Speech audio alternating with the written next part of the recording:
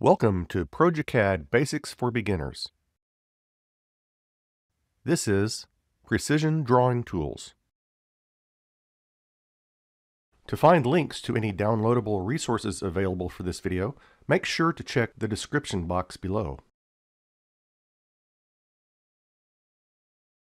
Entity snaps, or E-snaps for short, are one of the most important tools in progeCAD for drawing accurately.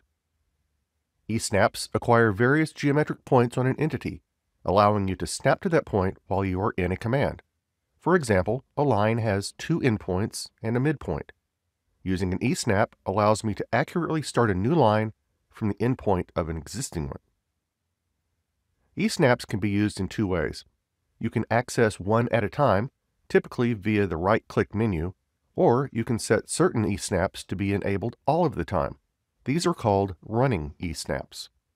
Running E-snaps are either on or off and appear in the status bar as an icon that looks like a square with a pick box on the corner. If it's blue, it's enabled. You can also use the F3 function key to toggle this feature.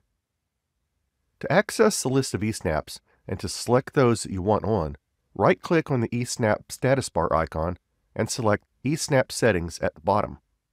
The Drawing Settings dialog will appear where you can select your set of favorites. Enabling an E-snap on an as-needed basis is known as an override and will only be available to you on your upcoming selection. The easiest way to access these one-time overrides is by holding the Shift key down, then right-clicking. You'll be shown a pop-up menu where you can select the E-snap you need for your current task. You don't have to be in a command when you do this. progeCAD will remember your override for use on your next selection. The next precision drawing tool you'll want to utilize is called Entity Snap Tracking. It too is a toggle and is in the status bar just to the right of the E-snap icon. It can also be turned on or off with the F11 function key. Tracking is used in conjunction with E-snaps and allows you to locate new points in relation to one or two existing points. It's easier to understand when you see it in action. We'll first see it being used with a single reference point. I'll quickly draw a rectangle to get started. My task is to draw a side view of the rectangle. Of course, I'll need to match the top and bottom planes. While there are a number of ways to do this in progeCAD, Entity Snap Tracking is probably the easiest. Making sure in advance that E-snaps and tracking are enabled, and knowing that endpoint is one of my running E-snaps, I'll launch the rectangle command.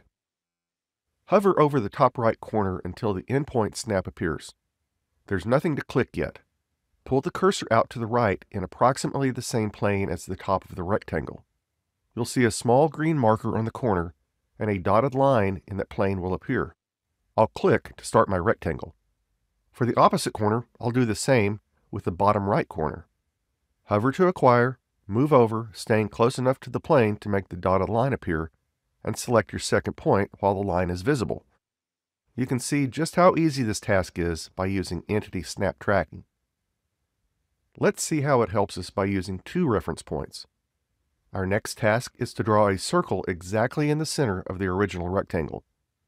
I'll start the circle command and hover over the midpoint of any edge.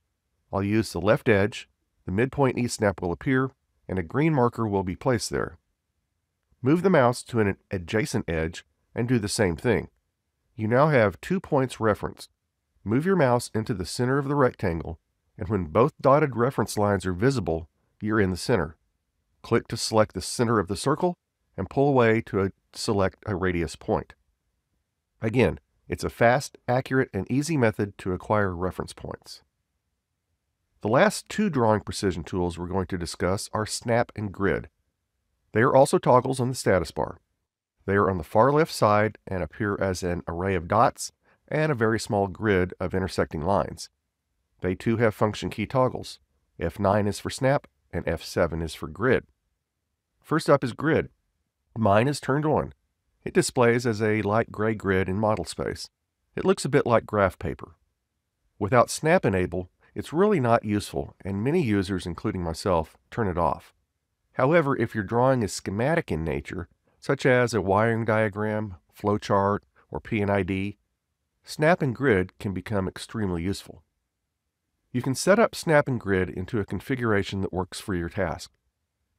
Access the Drafting Settings dialog by right-clicking on the Snap icon in the status bar and selecting Settings at the bottom. In the Snap and Grid tab, you'll see all of the settings for each. There are way too many settings to discuss in a beginner's class. There is a checkbox to enable Snap, so I'll check it here. Notice the spacing for both Snap and Grid. By default, they're set the same, but you can make them different if you like. I'll change both sets to 1 inch for our example. Click OK to save your choices. With both Snap and Grid on, progeCAD will snap to the grid points at the defined interval. I'll demonstrate this with a couple of rectangles connected by a line. As I start the rectangle command and move the mouse into the editor, you can see the cursor appear not to move smoothly, and it's snapping to our 1 inch increment along the way. Drawing this way, I can quickly create perfect squares without the need for distances or coordinates. Before I draw the line, I'll even turn off e-snaps, as this method really doesn't need them.